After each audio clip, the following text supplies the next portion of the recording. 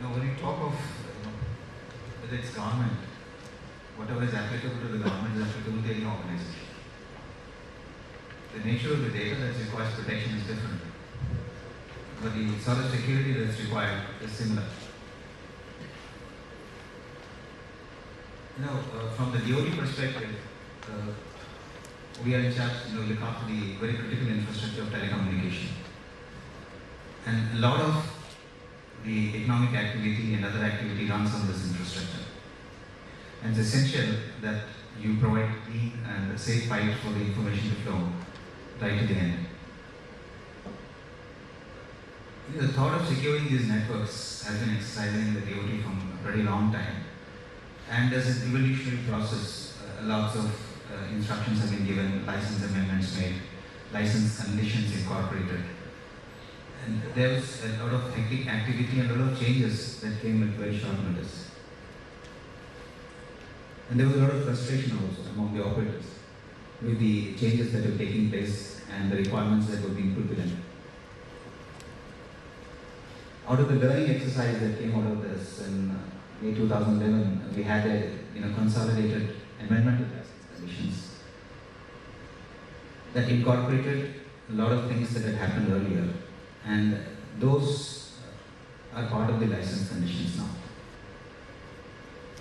I'm going to dwell on this later also to a large extent, because there was a thought process that gone into in securing these networks, and these are organizational networks. And whatever is applicable to these, the securing these networks and the data resident in these networks would well be applicable to any organization, whether it's government, the public sector, or the private sector.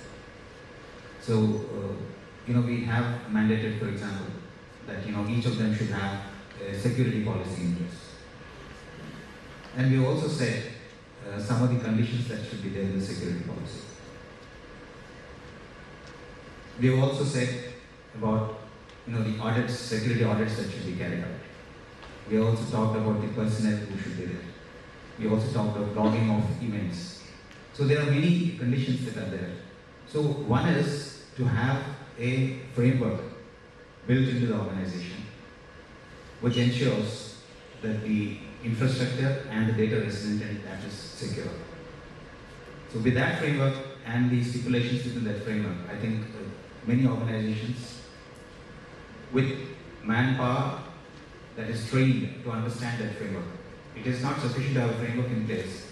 The persons in the organizations do not know what the framework is. It will remain in paper, catching dust and some file. It should be live in the minds of the people, that framework. So having that, put that into the minds of the people and making it an active document which is being implemented properly, I think that will go a long way in securing any organization with government or public or private sector. So I think during the discussion phase, we'll go into much detail.